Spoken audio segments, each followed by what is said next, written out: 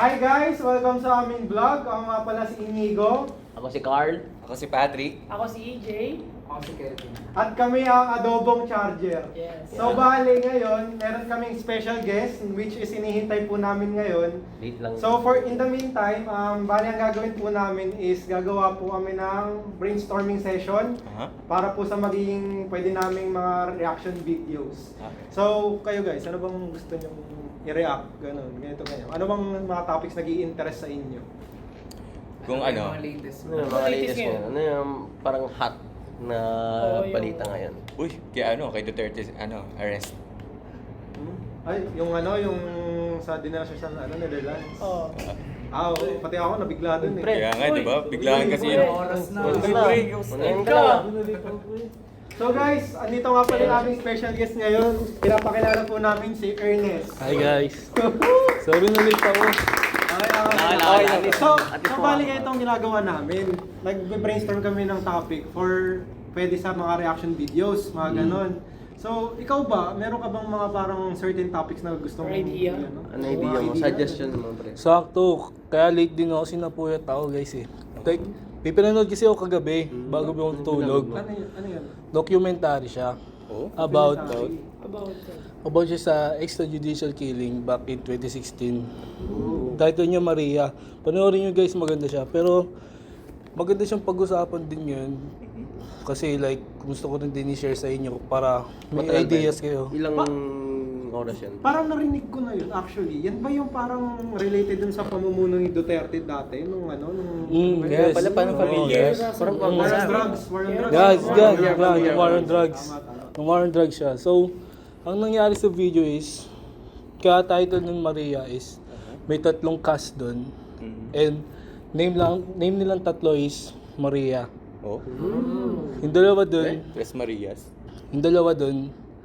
magulang ng mga napatay ni Duterte no, victim siya.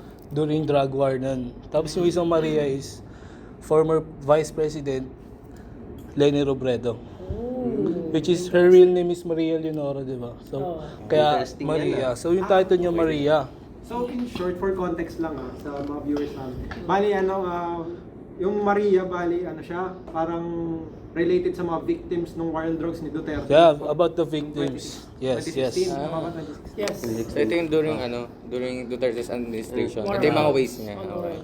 So, may dalawang magulang si doon na namatayan ng yung isa is anak niya. Dalawang anak niya, yung panganay and yung bunso ata. Tapos yung isa naman is yung asawa niya at saka yung anak niya. Tapos, so until now, parang di pa rin naman nabibigyan din ng justice until now yung mga victims ng extrajudicial killing ni Duterte, yung operation nila na yun, di ba? So, sa documentation na pinanood ko is, kinikwento lang nila dun na kung paano pinatay yung mga anak nila, paano pinatay yung asawa nila. Kung like, sobrang maras na napatay yung mga mahal nila sa buhay nang hindi nabibigyan ng justice or what. Kasi nga, walang Due process. nag-aasikaso. Tapos, kung emotionally kayo, talagang mararamdaman nyo yung pain sa mga gulang eh. Pag kinikwento nila. Lalo na nung nasa sementeryo sila nun. Like, parang nag-message sila na gabayan mo kami, anak, ganyan. Talagang mapapaano ka lang din, mapapaiyak ka. Pero actually yun rin yung nung during war on drugs ni Duterte. Marami talagang inosenteng pamilyang nadamay dun eh. Like nilolooban talaga ng mga polis dati. Tsaka di naman lahat ng victims is totally addict, di ba? May mga inosente May talaga. mga May mga Inosente nadamay. din. Like May si nadadamay. Miguel de Los Parang Santos. mas marami pa kayo mga inosenteng nadamay kaysa dun sa mga mismong talagang nagda-drugs. Nagda-drugs, eh. nag-a-addict. Actually, At saka, more on users ang nila, Yeah. Hindi mga pushers, Yung grabber. Yes, Drug lord. mga drug pushers. Ayun nga eh, yun din yung pangit kay Duterte kasi like, unang-una niyang inanong ng operation, unang-una niyang like yung victims is yung mga mabababa yung estado sa buhay. Which is mga users lang talaga sila. And yung iba nga, hindi nga users, nadamay lang talaga sa operation nila eh. Pero parang mali lang kasi inuuna niya yun. Which is ang dapat na unahin niya is yung mga drug lords. Yeah. Mga Mga nagpapasok resources. mga nagpapasok ng Drugs dito. drugs dito sa Pilipinas. Kasi kahit na maubos mo yan, mapatay mo silang lahat ng mga users kung may drug lord pa din. Papasok at papasok pa din. Magkakaroon ng bagong users, di ba? Tapos meron pa siyang sinabi dun na na-trigger ako. Aha. May sinabi siya dun na using meth daw, yung drugs, using meth for 6 months is nagsishrink yung brain mo. Aha. So, sabi niya dun, parang hindi na daw viable yung rehab sa kanila. Kasi masyadong matagal na. Yeah, kasi 6 months, kasi Tapos nag-shrink na daw. nag-shrink na daw. Kaso Yeah. anong gusto niya, solusyon doon? Pinatay niya. Yeah. Ay, Kaya nga yun. nagkaroon ng extrajudicial killing. Eh. So, bali parang inano niya is wala nang pag-asa Wala yung nang mga... pag-asa. Oo, like, Kaya yun yung naging way niya. na-trigger lang ako kasi like, sino ba siya? Oo, president siya pero wala siyang karapatan para lagyan ng tari ng buhay, di ba? So, doon na-trigger ako. Tapos sa documentaries, pinakita doon si Vice President, former Vice President Leni Robredo. But ano connection? Kasi kung mapapansin niyo sa film na yun, yung ambience ng film pagka nakatutok sa mga victims is madilim. Madilim. Like, ang dark talaga. Ang dark ng... Basta mararamdaman mong may dark na nangyari sa mga ano. Tsaka pinapakita si dun na hindi censored. Like, pinapakita talaga lahat. Literal. Tapos when it comes to Miss Leni Robredo, like, parang sobrang liwanag na. Like, Parang may... Nag-iba yung ambience. like parang pinapalabas nila na Leni Robredo is the key para mabigyan ng justice yung mga victims. Parang nagkaroon sila ng hope dahil kay Lenny Yeah. Robredo. Pero ang ano lang sa akin dun is parang hindi na dapat pinakita sa film na pinakita yung campaign niya. Kasi like parang out of the topic na siya, di ba? Parang pre-advertisement Yeah. sa... I mean, gets ko yung point nila na yun nga, yung parang Si Lenny is yung na hope. tinuturing nila parang Key. Key. O kaya para Hope. magkaroon ng justice yung mga victims. Ito ganyan. So, in that regard, bakit pa nila isasama yung campaign period? Di ba? Diba? See? Parang out of the topic na Oo, talaga. out of the topic talaga. Parang naging bias sila dun sa part Yeah, na yun. nagkakaroon ng political bias sa film. Okay lang sana kung Siya lang ba yung pinapakita nila may ano? Well, nandun Siya naman lang si BBM. BBM. Yung campaign ni BBM tsaka ni Vice President Sara Duterte. Mm. Pero like hindi ganoon kahaba yung screen time unlike kay Lenny na Mahaba talaga Oo. yung kailan. So parang Parang talaga parang bias nga Pero talaga. talaga nagkaroon ng political bias. no? Oh, legit. Pero in terms of screen time naman, wala naman talaga tayong pake muna dun sa campaign period since yung pinaka main point naman ng video is extrajudicial EJK. killing. Yes, Diba? Yeah. Like parang unnecessary na yung topic na yun. Kaya parang- lumayo lang dun sa part na yun. Parang ano lang siya, waste of time lang din. Kasi like Siguro yun din yung nagpatagal oh sa- yes, parang si Lenny nga yung hope. Pero sana pinakita na lang doon is kung paano siya tumulong sa mga victims ng EJK. Hindi like yung campaign niya mismo pinakita pa. Actually. Kaya, tapos meron din pa doon sa autopsy. Bakit? 'Di ba like Siyempre. pag may namamatay naman 'di ba in-autopsy para ma-determine kung ano yung Ano cause of death. Tama. And sa autopsy kasi nasabi doon na ang pag-incision sa autopsy is paway. Paway. Kailan. Paway. Tapos nung in-x-ray kasi yung libingan ng mga victims nun is giniba ata, parang giniba. So ni-require sila na parang Lumipat. binigyan sila ng hindi, parang kinremate na lang. Kinremate na lang yung mga bangkay doon nung giniba yung cemetery para malipat sa urn. So bago nila i-cremate, dinaan nila sa x-ray. Tapos sa x-ray makikita doon, may mga bullets pa.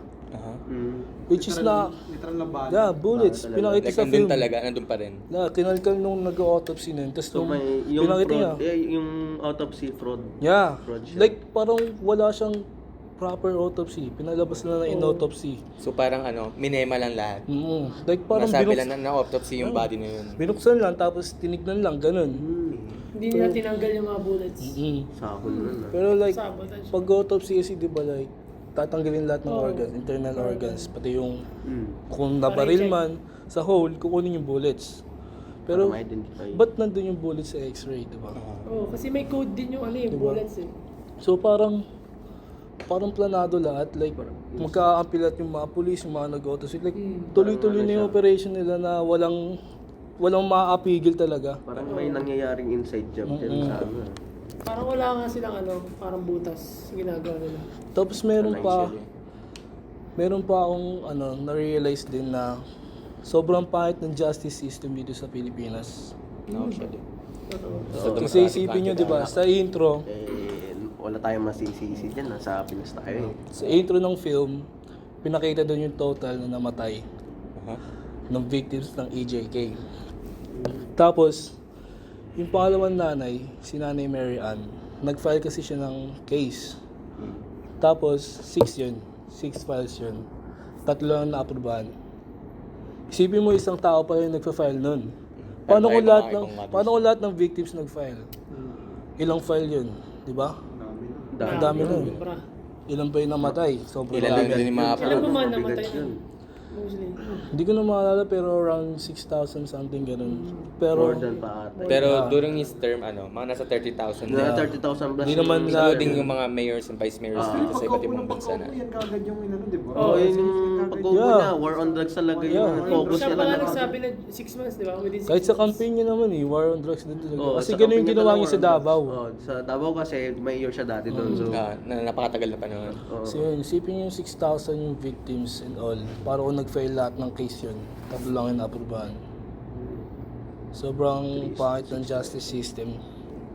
Pero actually parang meron siyang si Duterte sa mga mga hearings niya sa bali parang meron akong matandaan lang na sinabi niya na parang ganyan rin daw pamumuno niya, parang previous pa before siya maging president. During Mayor mayor pa lang Mayor. siya. Tama. sa Davao. Yun nga, sa Davao. Ganun talaga yung ways niya. Ganun talaga yung ways. Yun talaga sa campaign niya, Tsaka focus may niya talaga. interview din sinabi niya kahit daw yung anak niya kung mahuhuli niya doon na gumagamit. Patay. Patayin niya. Wala daw siyang Exception. Sinasanto. Diba? Wala siyang sinasanto. So, ang main focus niya talaga yung tumakbo siya is war on drugs. Oo. Mawala ang drugs sa Pilipinas. Pero ang pangit lang ng way niya. Oo. Tangit. Pinapatay niya yung mga kapwa Shoot to Pilipino kill niya. agad eh. Shoot to kill yung order. Nadadami pa yung mga inosente. Actually, ang pangit lang talaga. Wala naman resolve niya pag yung gulo is inanuhan mo, parang sinilusyonan mo ng gulo rin. Yeah. Like parang lalala lang lalo. Diba? Tulad nga nung sinabi mo na parang more on users lang yung inaano na pinupunta rin. dapat yung root cause agad. Yung root cause talaga dapat. Kasi Oo, para less. the more na yun ang pupuntaryahin nila, mas malilisin. Kasi sa kanya, sila mismo yung Yun yung mga nagsimula eh. Oo. Samantalang sa ibang bansa, 'di ba? Sa airport pa lang napipigil na. Yeah. Kaya may death penalty. Oo. Marami mga kababayan natin yung mga Sa airport pa lang talaga eh. So sa ibang bansa naman, may war on drugs din. May war on drugs din. Pero hindi gaya ng dito sa Talaga. ginawa ni Duterte. Iba talaga kayo. Iba doon. Ang pinupuntirya nila doon sa mga drug lord talaga. Hindi yung mga users. Kaya siya nag-outstand sa sa international dahil sa war on drugs niya. Pero Diba? actually, ang Nakilala siya hypocrite lang, dahil diba? sa war on drugs. Ang hypocrite lang kasi, lawyer siya, tas ganun yung ways niya, di ba? Di ba? Like, sino nga para diktaan yung buhay ng tao tapos yung buhay ng tao? Porket user ka for 6 months, kailangan mamatay ka na kasi wala nang yung brain mo. Nag-shrink na. Actually, parang Wala pati rin nang yung chance. mga pulis yun, no? Magkaroon kasi ng sinabihan nila parang quota-quota rate, no? Mhm. About sa... Parang may reward system. Parang Oo, may reward oo. system. Kaya doon nagkaroon na mas lalong malalang EJK eh. Kasi kahit wala na silang makitang Kahit yung mukhang addict lang. Mukhang kahit addict mukhang- yan. Mapagkamalan ka lang. Agresibo ng mga pulis Sobra. ng niyan, ng Sobra. terminal Panahon. niya. Oo, totoo. Kasi Kinapalat ko tulad. nagkaroon ng nagkaroon Karapatan. sila talaga ng karapatan na Ito pa, isa video, Binigyan isa sila ng pangalawang rights to nanay kill. dun kay Mary Ann, ang pinatay si din yung husband niya. Sa sobrang aggressive ng mga polis kasi like, pagpasok sa bahay nila, nakatutok na agad yung mga barisa nila. nilooban. Yeah, pinasok talaga sila. Kasi bago ko pumasok sa kanila, hagdan muna eh. Tapos doon na yung pinakabahay nila, natutulog sila doon, tapos pumasok yung mga polis, nakatutok na sa kanila yung mga baril. Tapos parang kinaladkad sila pababa.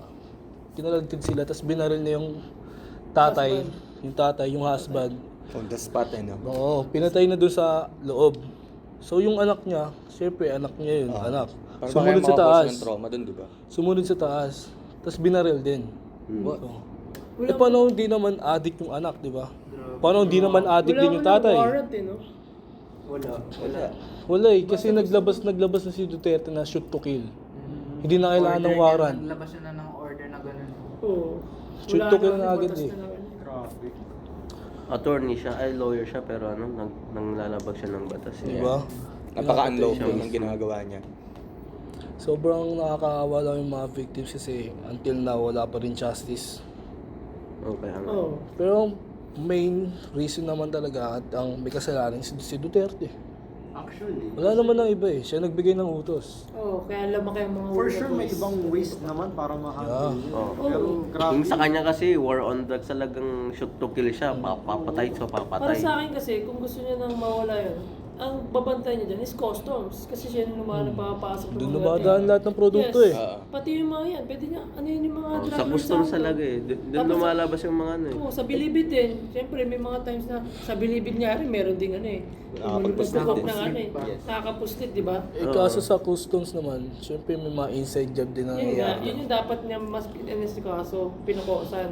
Hindi lang dapat yung mga users, dapat Oo. yung mga resources din na nanggagaling sa Kasi mga kahit anong patayin sa users, kung meron pa rin mga producers, Kasi, wala. kasi isipin Meron mo, at meron pa rin droga. isipin mo mga higher ranks dito sa Pilipinas, kasabot din pala sila. Oo. Wala din, di masasolve yung problem. Maraming inside job nangyayari dyan, panigurado. Oo, Hindi sobra. yan, ano. Laganap talaga yung bribery sa atin sa Pilipinas. Talaga, ano, number one na business dito sa Pinas is ano eh, politics talaga eh. Sobra. Ano yung mga politics, ano, Kaya kahit sino dynasty. na lang pwede tumakbo. Tumakbo Kahit eh. yung mga Diba? may criminal Like- record. Oo. Isipin mo, sila, Pera is pera sa kanila eh. diba kahit nakakulong. Ako, like si ano, si Layla din. Layla. Yan, Si ngayon, Buloy. recently si, si Buloy, di ba? Kibuloy, di ba? May warrant of arrest, May di ba? warrant of arrest, tas ano, Napakataas ng tatakbo. ano, di ba? Tapos bilang ngayon, tatakbo siya. Sa ano pa? Ni Duterte. Diba? Sobrang... Speaking Sobrang, of warrant of arrest, yun nga, di ba? Biglang, actually, nagulat ako sa balita na yun, nagkaroon ng warrant of arrest kagad. dapat naman talaga. Pero kayo, actually, in that perspective naman, sabihin natin, gawin na natin pinaka-conclusion natin yung dito sa discussion. Ah. Anong ano nyo, anong stand nyo regarding dun sa ano, warrant of arrest ni Duterte? Sa tingin nyo ba okay? Okay. Okay yun na Ah. ano? Or, Ako agree talaga ako. Well, sa akin din. Sa akin, although pabor din hindi yun yung parang pinaka-solution, ay pinaka-ano, makaka-resolve sa mga War, na ano, biktima. pamilya na Victims, biktima, yeah. pero Pero at syempre, least, umpisa yun. oo, umpisa yun. Yeah. Siyempre, siya yung parang nag-utos eh, parang Yeah. mastermind. Kumbaga siya yung pinaka-root kung ba't may nangyaring Oo, patayan. Nagkaroon kasi yun ano eh. So ako, Ako sa akin, Siya talaga yung opinion ko is, responsible. agree din ako sa sa warrant of arrest ni Duterte ngayon. ako din, personally agree ako. Siyempre, like, Lalo sinabi mo yung kwento mo dami. oo, lalo na yung sa film na napanood ko, di ba? Ako rin actually. Kasi kahit tayo, wala din naman tayo victims ng EJK. Di naman natin alam kung ano naranasan ng mga Ano yung victims, di ba? pinagdaanan nila. Ang pinagdaanan ng pamilya nila. So, watching that film makes me realize na sobrang grabe talaga ng Sobra. Duterte. Like, So kailangan talaga may magano tayo. so I totally agree na may warrant of arrest siya. Mahirap pa naman naman. Pero ang daming pa rin, mga Duterte fan, ang daming Saka, ang daming Kaya dyan. natin sabihin, maraming bulag. Ah, Maraming Kahit bulag sa nakikita na yung realidad. katotohanan. Lalo na yung mga DTS. Maraming bulag. At saka mas agree ako na ano, ibang bansa ang magano sa kanya. yeah. Tas ngayon, Ako din. Kasi kung dito, tas ako ngayon din. Kasi sa akin, di ba may issue ngayon na bakit ano, sisuko pa natin sa ibang ano, eh dapat dito tayo maglilitis. Siyempre, kung dito natin lilitisin si Duterte, yun yung sinasabi natin inside job. So magkakaroon na Lalagay naman lang, ng ano, magkakaroon na naman ng exempted dyan. Oo. Makakalala. Lalo na marami Kaya siyang ako, connections. Okay lang sa akin na nangyari na nagkaroon ng warrant pa rin siya about sa ano. Ang mahirap pa, sinisisi sila si Sila BBM. Yan, sila Si- BBM. Yung mga Duterte fans, Yes. mga ganyan. Kahit wala naman talagang Sinusunod niya lang naman yung law eh. Oo, kahit di nga natin alam kung siya ba talaga nag-ano eh. Magkaibigan naman silang dalawa pero syempre law is law. Tas Pero- The one is above the law. Yes. Tulad nga na sinabi ni General Luna, walang nakakangat sa batas, ultimo presidente. Yes, Oo. totoo. Tama. Pero ako personally, magaling si Duterte pagdating sa military activities. Yes. Actually, Yun. lumakas yung military power natin. lakas sa ng dahil law. sa And mas kanya. nakilala din tayo. Pero lang, yung Doon siya extrajudicial talaga nag-focus. killings. Talaga. Pero ngayon na rin naman, natagdagan pa rin naman yung military ano natin eh, kahit BBMs na eh. Yun nga lang, mas ano nga lang talaga yung ano niyang ginawa, war on drugs. Kasi nga, ang lahat ng funds ng Pilipinas, nilalagay niya sa militar. Oo. Mas okay na yun kasi naman bulsa yun. May nabubulsa din naman. Nabubulsa din naman. Di ba? Sabagay. Lahat naman mga Ginag- politiko lahat dyan. naman. Nasa Wala naman Pinas natin- tayo.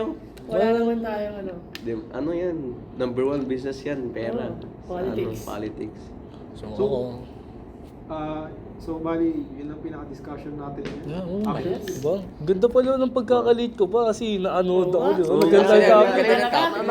Interesting yan eh. Nagka-topic pa tayo bigla, di ba? Kanina, wala kaming idea, ano kaya brainstorming namin. pero actually kayo bago pumasok, na-open yung topic na yun, yung regarding Oo. sa warrant of arrest ni Duterte. May Nasa- kaka-open Sakto lang. pala. Oo. Sakto pala yung pagkanood ko agabi ng film. Buti, ano. So there's a reason. Oo, actually. Kaya pala. Okay. Bali, Conclusion? guys, yun na pala yung pinaka naging discussion namin. Hindi na Yes. pala nasunod yung pinaka punto nitong video na to dahil dapat brainstorm Brainstorm. lang kami. Pero actually, Okay na yun. diba? Okay lang ba? At least, Laki diba? na inambag na. Kahit pa paano. Grabe. Grabe, pre. Thank you for sharing. Thank you, Thank you, thank you. Thank you for having me, guys. Salamat pala sa special guest Thank you, namin, thank si you. Ernest. Ernest. Thank you for having me, guys. Thank you, bro. Thank you, bro. So muli, ako si Inigo. Ako si Carl. Ako si Ernest. Ako si Patrick. And ako si Jay. Ako si Kevin. At kami ang Adobo Charger!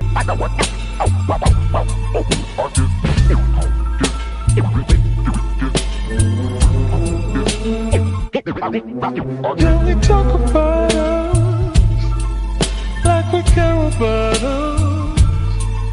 Can we talk about us like we care about us?